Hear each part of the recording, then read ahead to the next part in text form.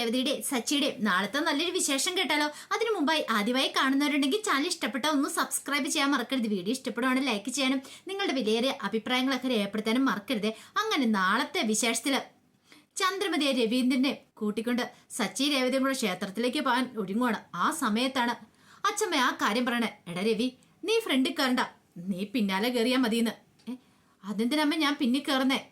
പുറയിലിരുന്നിട്ടുള്ള ഭയങ്കര കുലുക്കമായിരിക്കും. സച്ചി പറഞ്ഞു, അതെ, പുറയിലിരുന്ന കുലുക്കമൊന്നുമില്ല, ഫ്രണ്ടിലിരുന്നാലോ കുലുക്കം. എടാ അതെങ്ങനെയാടാ ശരിയാവുന്നേ? പുറയിലിരുന്നല്ലേ സാധാരണ കുലുക്കം ഉണ്ടാകുന്നേ, പക്ഷെ ഈ വണ്ടിക്ക് നേരെ തിരിച്ചാച്ചാ. സച്ചിക്ക് മനസ്സിലായി, കാരണം അച്ഛമ്മയുടെ ട്രിക്ക് എന്താന്ന്. ചന്ദ്രമതിയെ രവീന്ദ്രനെയും കൂടെ ഒന്നിച്ചിരുത്താനുള്ള പ്ലാനായിരുന്നു.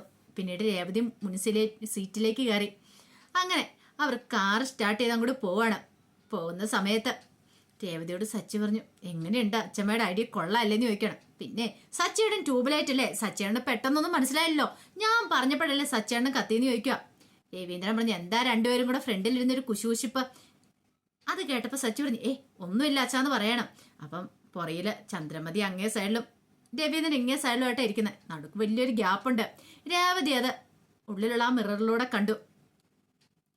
അപ്പോഴേക്കും രേവതി സച്ചിനെ ഒന്ന് നോക്കി. സച്ചിക്ക് കാര്യം മനസ്സിലായി. ആ സമയം സച്ചി എന്ത് ചെയ്തു, വണ്ടി പതുക്കെ ഒന്ന് ബ്രേക്ക് ഇടുന്ന പോലെ നിർത്തുവണം. ആ സമയത്ത് പെട്ടെന്നായതുകൊണ്ട് രവീന്ദ്രനും ചന്ദ്രമതി ഒന്ന് വേച്ചുപോയി. രേവതി പോലും വീഴാനിട്ട് പോയി. രേവതി പോയി സച്ചിയുടെ ദേഹത്തേക്ക് വീഴാൻ തുടങ്ങുമ്പോൾ സച്ചി പറഞ്ഞു, എടി നീ പിടിച്ചിരിക്കണ്ടേ, ഇതെന്താന്ന് ചോദിക്കണം. ആ സീറ്റ് ബെൽറ്റ് ഒക്കെ ഇട്ട് മര്യാദയ്ക്ക് ഇരിക്കുക. രേവതി പെട്ടെന്ന് സീറ്റ് ബെൽറ്റ് ഒക്കെ ഇട്ടു. രവീന്ദ്രൻ പറഞ്ഞു, എടാ നീ ഇതെന്ത് പരിപാടിയാടാ കാണിക്കണേ? മര്യാദയ്ക്ക് നേരെ നോക്കി വണ്ടി ഓടിക്കടാ. എൻ്റെ അച്ഛ, ഓരോ വണ്ടിയൊക്കെ മുന്നിൽ വന്ന് പെട്ട് കഴിയുമ്പോൾ നമ്മൾ പെട്ടെന്ന് സഡൻ ബ്രേക്ക് ഇടണം, അല്ലെങ്കിൽ ഉണ്ടല്ലോ ഇടിച്ചിട്ടുണ്ടെ തീർന്നു, പുതിയ വണ്ടിയാ, എടുത്തേ ഉള്ളൂ എന്നൊക്കെ പറഞ്ഞു. അങ്ങനെ സച്ചി വീണ്ടും പോയി. കുറച്ചു നേരം കഴിഞ്ഞപ്പോൾ സച്ചി അങ്ങോട്ടും ഇങ്ങോട്ടും ഒക്കെ വെട്ടിക്കാൻ തുടങ്ങി വണ്ടിയിട്ട്. ആ സമയത്ത് ചന്ദ്രമതിക്ക് പിടിച്ചിരിക്കാൻ പറ്റുന്നില്ല. ചന്ദ്രമതിയാണ് കിടന്ന് ഓടിക്കളിക്കുക. അതുപോലെ തന്നെ രവീന്ദ്രനും. ഒടുവില് ചന്ദ്രമതിയുടെ രവീന്ദ്രൻ പറഞ്ഞു, ഒരു കാര്യം ചെയ്യ, എന്നെ മുറുക്ക പിടിച്ചിരുന്നോളാം പറയണം. അത് കേട്ടപ്പം സച്ചിക്കും രേവതിക്കും സന്തോഷമായി. അങ്ങനെ രവീന്ദ്രന്റെ കയ്യിലേക്ക് പിടിച്ച് ചന്ദ്രമതി ചേർന്നിരുന്നു. പിന്നീട് സച്ചിയോട് പറഞ്ഞു, എടാ ഇനി കട്ടറിൽ കൊണ്ട് ചാടിച്ചുണ്ടല്ലോ, അവനാണെങ്കിൽ ആദ്യമായിട്ട് വണ്ടി ഓടിക്കുന്ന പോലെയാ. എൻ്റെ അച്ഛ, എന്നെ പറഞ്ഞിട്ട് കാര്യമൊന്നുമില്ല, വഴിയൊക്കെ ഇടയ്ക്ക് കട്ടറൊക്കെ ഉണ്ടാവും, പിന്നെ നേരെ അങ്ങോട്ട് പോകാൻ പറ്റുമോ? ഇച്ചിരി വളവും തിരിഞ്ഞും ഒക്കെ വെട്ടിച്ചൊക്കെ വേണ്ടേ പോവാനായിട്ട്. രവീന്ദ്രൻ പറഞ്ഞു, പിന്നെ ആദ്യമായിട്ടല്ലേ നീ വണ്ടി ഓടിക്കണേ എന്നൊക്കെ സച്ചിയോട് പറഞ്ഞു. അത് കേട്ടപ്പോൾ സച്ചിക്ക് ശരിക്കും ചിരി വന്നു. അച്ഛമ്മയുടെ പ്രയോഗം എന്തായാലും ഏറ്റുപോയി. അച്ഛമ്മ രണ്ടും കൽപ്പിച്ചാണ് ഇങ്ങനെ ചില തീരുമാനങ്ങളൊക്കെ എടുത്തേ. അച്ഛമ്മ ബുദ്ധിമതി തന്നെ എന്ന് വിചാരിച്ചു.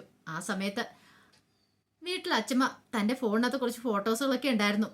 അതൊക്കെ നോക്കിക്കൊണ്ടിരിക്കുകയാണ്. അപ്പോഴേക്കും വർഷം അങ്ങോട്ട് വന്നു. വർഷം വന്നിട്ട്, എന്താ അച്ഛമ്മയെ നോക്കണേന്ന് ചോദിക്കുക. ഇങ്ങോട്ട് നോക്കുമോളേന്ന് പറയണം. ശ്രീകാന്തിൻ്റെ കുഞ്ഞിലെ ചെറിയ കുറച്ച് ഫോട്ടോസുകളും കാര്യങ്ങളൊക്കെ ആയിരുന്നു. കുഞ്ഞിലെ ഫോട്ടോസ് എന്ന് പറഞ്ഞിട്ടുണ്ടെങ്കിൽ അറിയാലോ എല്ലാവർക്കും, ഡ്രസ്സില്ലാത്ത ഉള്ളതൊക്കെ ഉണ്ട്. അത് കണ്ടു കഴിഞ്ഞപ്പോൾ വർഷയ്ക്ക് ഭയങ്കര ചിരിയായി. വർഷ പെട്ടെന്ന് പറഞ്ഞു, അച്ഛമ്മ ആ ഫോട്ടോസൊക്കെ എൻ്റെ ഫോണിലേക്ക് ഒന്ന് സെൻഡ് ചെയ്യുക, അല്ല ഇങ്ങോട്ട് ആട്ടെ ഞാൻ സെൻഡ് ചെയ്തെടുക്കാമെന്ന് പറയണം. ആ സമയത്ത് ശ്രീകാന്ത് അങ്ങോട്ട് വന്നു. എന്താ? അതെ, അച്ഛമ്മയുടെ ഫോണിനകത്ത് ശ്രീകാന്തിൻ്റെ കുറച്ച് ഫോട്ടോസൊക്കെ ഉണ്ട്. എൻ്റെ ഫോട്ടോസോ? അല്ലാതെ പിന്നെ വേറെ ആരുടെ ഫോട്ടോസാ? ഇങ്ങോട്ട് നോക്കാനും പറഞ്ഞു കാണിച്ചു. ശ്രീകാന്ത് ആകെപ്പാടെ നാണം കിട്ടുപോയി.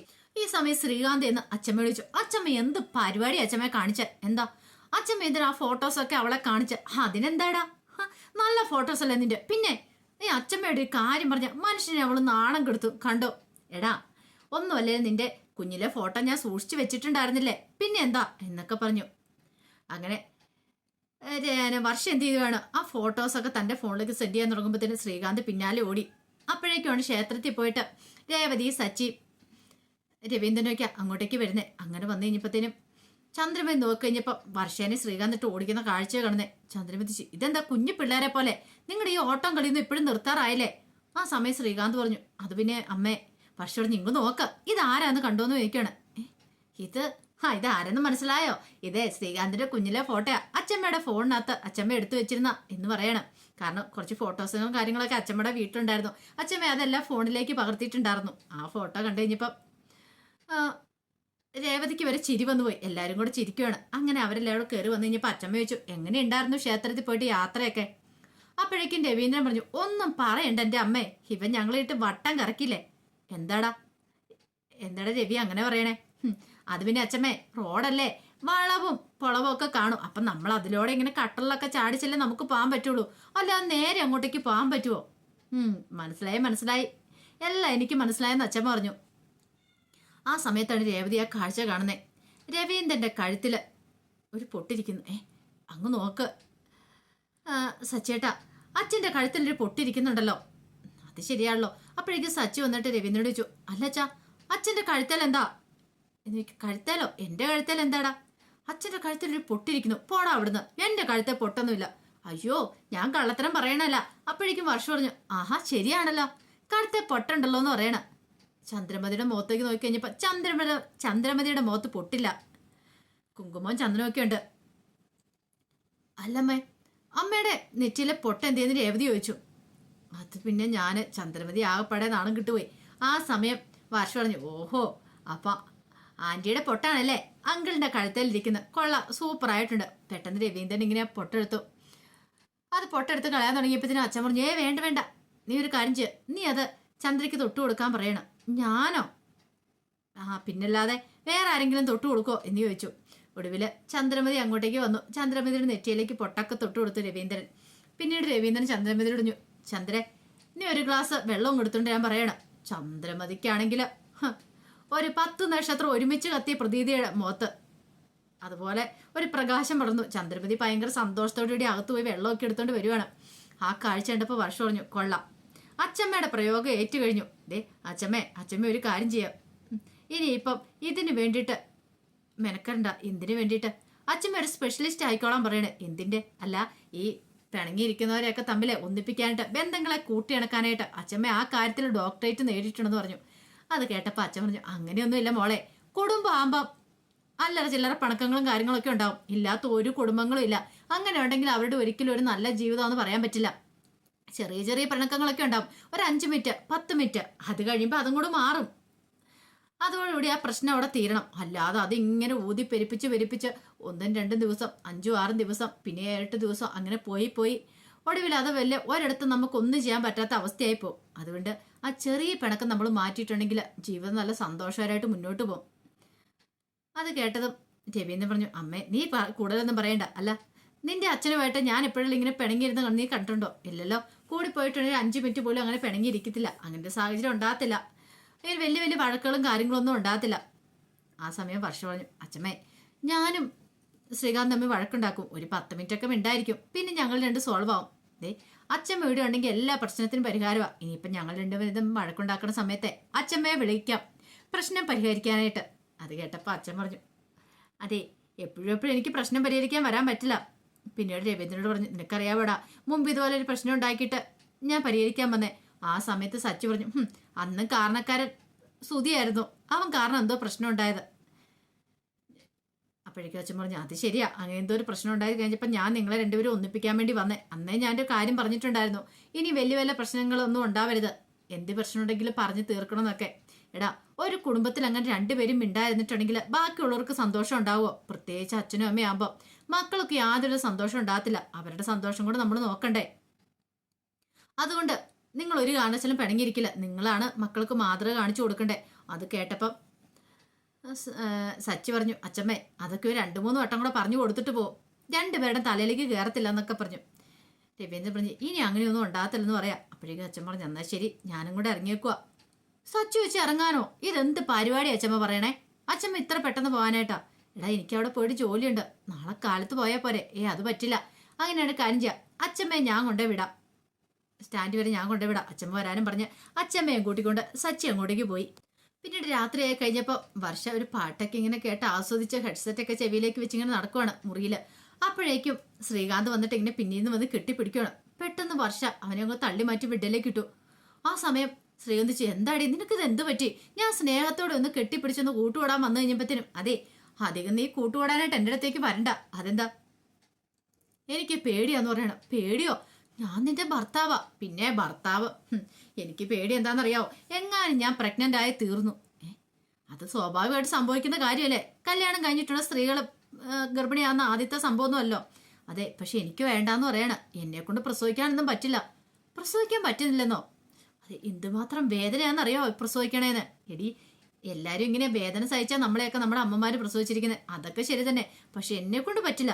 ഞാനൊരു സീരിയലിന് ഡബ് ചെയ്യുന്ന സമയത്തെ അയ്യോ, ആ സ്ത്രീ കടന്ന് നിലവിളിക്കുന്ന കേട്ടിട്ട് എന്റെയാണ് കണ്ണ് നിറഞ്ഞുപോയി. എനിക്കാണെ സങ്കടം സഹിക്കാൻ പറ്റിയില്ല. എനിക്ക് പേടിയാ, ഞാൻ പ്രസവിക്കില്ല. ഓ, അപ്പൊ ഇനിയിപ്പൊ ഞാന് ഒരു കുഞ്ഞിനെ ഉണ്ടാക്കണമെങ്കിൽ വേറെ ആരെയെല്ലാം കല്യാണം കഴിക്കേണ്ട വരുമോ? അത് കേട്ടപ്പോൾ വർഷം പറഞ്ഞു അതിന്റെ ഒന്നും ആവശ്യമില്ല. പിന്നെയോ, നമുക്ക് വാടകയ്ക്ക് ഒരു ഗർഭപാത്രം എടുത്താൽ മതി. വാടകയ്ക്ക് ഗർഭപാത്രം എടുക്കാനോ? അതേന്നെ, സരോഗസി ചെയ്താൽ മതി. ഓ, അപ്പൊ നീ എല്ലാം അങ്ങ് തീരുമാനിച്ചല്ലേന്ന് ചോദിക്കാം. പിന്നല്ലാതെ എന്നെ കൊണ്ട് പറ്റില്ല ഈ വേദന സഹിക്കാനായിട്ട്. പണ്ടത്തെ അമ്മമാരൊക്കെ സഹിക്കും, ഇന്നത്തെ പെണ്ണുങ്ങളൊന്നും വേദന സഹിക്കില്ല. എന്റെ വർഷേ, അതൊക്കെ അതിന്റെ രീതിക്ക് നടന്നോളൂ. നീ മൃഗങ്ങളെ കണ്ടിട്ടില്ലേ? അവര് പറയോ വാടകയ്ക്ക് ഒരു ഗർഭപാത്രം എടുത്താൽ മതി, എനിക്ക് പ്രസവിക്കാൻ പറ്റില്ലെന്ന് പറഞ്ഞുകൊണ്ട് അങ്ങനെ ആരെങ്കിലും പോകുന്നുണ്ടോ? അങ്ങനൊന്നും ഇല്ലല്ലോ.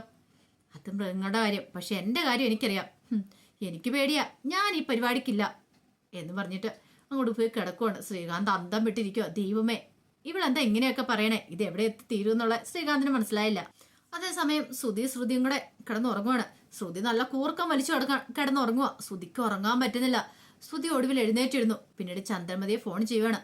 ചന്ദ്രമതിയും രവീന്ദ്രനും കൂടെ കിടന്നുറങ്ങുമായിരുന്നു. ചന്ദ്രമതി കോഴത്തിട്ട് എന്താടാ അമ്മ പുറത്തേക്കൊന്ന് വന്നേ. എടാ, എനിക്ക് നല്ല ദേഷ്യം വരുന്നുണ്ട്. നീ എന്നെ ജീവിക്കാൻ സമ്മതിക്കില്ലേ? ഒരു പ്രശ്നം തീർന്നുള്ളൂ, ഇനി എന്താടാ ഒപ്പിച്ചു വെച്ചിരിക്കുന്നത്? അമ്മ പ്ലീസ് അമ്മേ, ഒന്ന് പുറത്തേക്ക് ഇറങ്ങി വാ, എനിക്ക് ഉറക്കം വരാഞ്ഞിട്ടല്ലേ എന്ന് പറഞ്ഞു. ഒടുവിൽ ചന്ദ്രമതി പുറത്തേക്ക് ഇറങ്ങി വന്നു. എന്താടാ, എന്താ കാര്യം? അമ്മ, ഒരു പ്രശ്നമുണ്ട്. എടാ, വീണ്ടും നീ എന്തേലും പൊല്ലാപ്പുണ്ടാക്കിയോ? ഒരു കാര്യം ഞാൻ പറഞ്ഞേക്കാം സ്തുതി, വീണ്ടും എന്നെ കൊലയ്ക്ക് കൊടുക്കാനും നിന്റെ പരിപാടിയെങ്കിലും ഉണ്ടല്ലോ, നിന്നെ ഞാൻ വെറുതെ വെച്ചേക്കില്ല. അമ്മ, എന്താ അമ്മ ഇങ്ങനെയൊക്കെ പറയണേ? ഞാൻ പറയുന്നൊന്ന് കേൾക്ക്. എടാ, കാര്യം എന്താ വെച്ചാ പറ. അമ്മ, ഈ കത്ത് വായിച്ചോളാൻ പറഞ്ഞിട്ട് കത്തം കൂടെ കൊടുത്തു. കത്ത് വായിച്ചു കഴിഞ്ഞപ്പോൾ ചന്ദ്രമതിയുടെ ഇതെന്താടാ? എനിക്ക് വന്ന ഭീഷണി കത്താ. എനിക്ക് പേടിയാവുന്നുണ്ട്. ആരോ എന്നെ കൊല്ലാനായിട്ട് എൻ്റെ കൂടെ കൂടിയിട്ടുണ്ട്. ആരാന്ന് എനിക്കറിയത്തില്ല. എടാ മരമണ്ട, ഇത് വെറുതെ ആരെങ്കിലും എന്തേലും എഴുതിയതായിരിക്കും. അല്ലമ്മ, എനിക്ക് പേടിയാ. ഇതേ ഒരങ്ങ് ഇട്ട് തന്നാണ്ടല്ലോ, അവൻ എപ്പോഴും ഒരു പേടി. എടാ, നീ കാരണം ഞാൻ ഓരോ പ്രശ്നത്തിലും ചെന്ന് ചാടുന്നത്. എന്ന് നിന്റെ തലവെട്ടം കണ്ടോ, അന്ന് തുടങ്ങിയത് എൻ്റെ കഷ്ടകാലം. ദേ, ഇനി മേലാൻ ഇമാതിരി പരിപാടിയായിട്ട് എൻ്റെ അടുത്തേക്ക് വന്നാണ്ടല്ലോ, രവിയേണ്ട ഇപ്പൊ ഉറക്കുക. കണ്ണ് തുറന്ന് നോക്കുമ്പോൾ എന്നെ കണ്ടില്ലെങ്കിൽ ഇനി അത് അതിനേക്കാളും വലിയ പ്രശ്നമാവും. നീ കാരണം ഇപ്പൊ ഞാനൊന്ന് സമാധാനമായിട്ട് ഇരിക്കുന്നുള്ളൂ. നീ ഉണ്ടാക്കി ഓരോ പ്രശ്നങ്ങളും തലയൂരി നിൽക്കുന്നുള്ളൂ. ഇനി എൻ്റെ അടുത്തേക്ക് വന്നേക്കല്ല. അമ്മ, എന്തേലും ഒന്ന് പറഞ്ഞ ഒരെണ്ണം ഞാൻ ഇട്ട് തരുമോ ചെയ്യുന്നു പറഞ്ഞുകൊണ്ട് ചന്ദ്രമതി ദേഷ്യപ്പെടുകയാണ്. അപ്പൊ അതിന്റെ വിശേഷങ്ങളൊക്കെ നാളെ കാണുന്നത്. ഇതിന്റെ ബാക്കി വിശേഷമായിട്ട് നാളെ ഉച്ചയ്ക്ക് വരാട്ടോ. അപ്പം ഞാൻ രാവിലെ ഇതിൻ്റെ വിശേഷം ഇടുന്നില്ല, കാരണം ഈ വിശേഷം തന്നെയാണ് നാളെ നമ്മൾ കാണാനായിട്ട് പോകുന്നത്. അപ്പോൾ ഇതിൻ്റെ ബാക്കി വിശേഷങ്ങളായിട്ട് എല്ലാ ദിവസവും ഉച്ചയ്ക്കായിട്ടോ വരുന്നത് കേട്ടോ. പിറ്റേ ദിവസത്തെ വിശേഷങ്ങൾ എല്ലാ ദിവസവും ഒരു 1:30-2 മണിക്കുള്ളിൽ ഞാൻ ചാനലിനകത്ത് അപ്ലോഡ് ചെയ്യുന്നുണ്ട് കേട്ടോ. അതോടൊപ്പം തന്നെ നമ്മുടെ ഡെയിലി സ്റ്റോറിക്കകത്ത് അലീനയുടെ, മനുഷ്യങ്ങളുടെ, വേദയുടെയും വിക്രത്തിൻ്റെ വിശേഷങ്ങളൊക്കെ അപ്ലോഡ് ചെയ്യുന്നുണ്ട്. ഉച്ചയ്ക്കാണെങ്കിൽ നിധിയുടെ, സുധീഷിൻ്റെയും വിശേഷങ്ങൾ ആ ചാനലിനകത്ത് അപ്ലോഡ് ചെയ്യുന്നുണ്ട്. കാണാൻ താല്പര്യമുള്ളവർ ആ ചാനലിൽ കയറി കാണാൻ ശ്രമിക്കണം കേട്ടോ. ഒരിക്കൽ കൂടി എല്ലാവർക്കും ശുഭദിനം നേർന്നുകൊണ്ട് നിർത്തുന്നു. നന്ദി.